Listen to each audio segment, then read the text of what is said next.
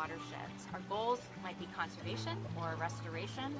You might work, volunteer, live, play, or simply learn about our water resources. But our mission's the same. We're becoming watershed stewards. Our students at Lancaster County Academy had the opportunity to work with 2 local watershed restoration specialists. They wanted to share what they learned about this unique career field, where passion for the environment meets science. Well, I am a restoration specialist with the Chesapeake Bay Foundation, which is a nonprofit, but I work with a federal program called CREP, which is the Conservation Reserve Enhancement Program. I am a watershed specialist for the Lancaster County Conservation District, which is a natural resource protection organization here in Lancaster County. And I do a lot of field work for the CREP program. I'll visit my landowners, mainly farmers, who are enrolling buffers into the program. there's no typical day. Every day is a little bit different. That's what makes it interesting. One day I could be out working with Ashley on a planning project or working with a contractor on a stream project. Next day we could be out working with kids, educating them on water resources or looking for macroinvertebrates. Next day we could be in the office writing a grant to get that next project done or continuing paperwork or reports.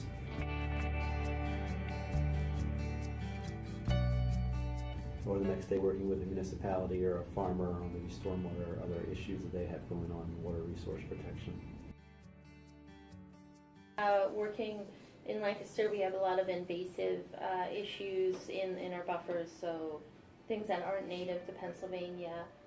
We also deal with rodents who can girdle our trees. Deer can be a problem. And then also I have a lot of hands-off landowners who just sometimes aren't interested in the buffer for the right reasons. Lenders are a concern for myself as well, working with them to come up with a plan that works for their property, but also protects the natural resources of that stream. Their challenges are regulatory in nature. Going through those regulations and permits to make sure everything's done properly takes time. And then finally finding the money to do the potential projects we want to do out there.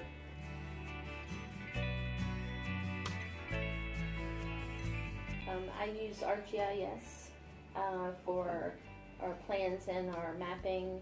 I also use GPS units when I have to take points for our riparian buffers, so I have an accurate acreage. We're also using GIS or Geographic Information Services technology, whether it be mapping our conservation practices, whether we do it on a stream or a development or even on a farm, and then using that map to kind of come up with plans to improve the area. I'm in the field looking at some water quality things, looking at nets, electroshocking equipment, and exploring right now the possibility of looking at drone technology to do buffer maintenance and also establish kind of before and after pictures of projects we might be working on. I work with Ashley and the CREP biologist. I also work with our own technicians in our office, or ag technicians that are working on farms. We work with our erosion and sedimentation technicians, which are sort of the regulatory agency, giving some of the permits. Outside the office, we're working with township managers for municipalities, working with teachers, school children, working with private industry, whether it be in the ag side or the environmental field, making sure that projects are working together.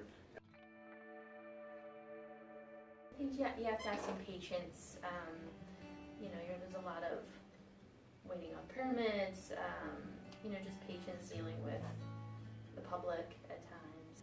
I think it's also helpful being like a local person. I grew up in Lancaster County. I think Ashley hit it. Laid back and also knowing your area that you're working in. Not necessarily you have to know the people, but knowing the culture.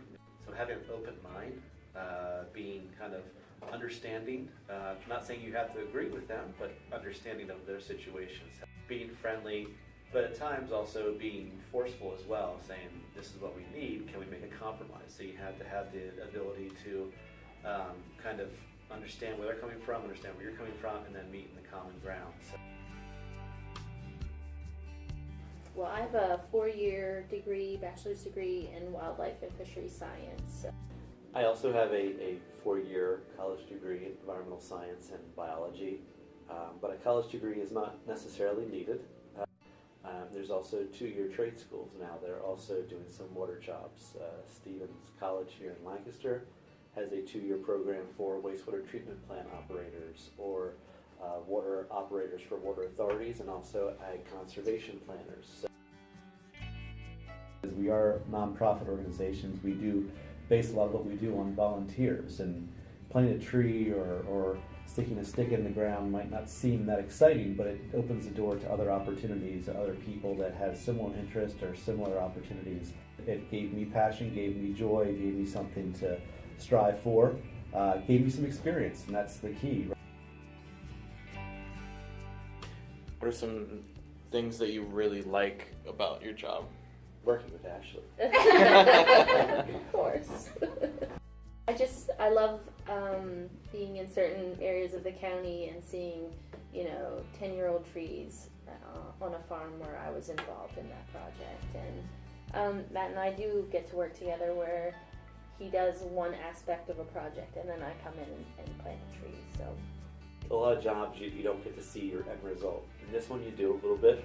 You get to come in and maybe you see a bare stream with no trees and cows in the stream and maybe other things being emptied into it, and you can actually see the difference when you leave and see the results a number of years down the road. Or teaching young kids or even adults about the value of water quality or where their water might come from. We're not making new water, it's coming out of the same place that we used when dinosaurs were here, so making sure they understand it's a resource that we're trying to protect and we're trying to keep clean for future generations, and everybody plays a factor in that. So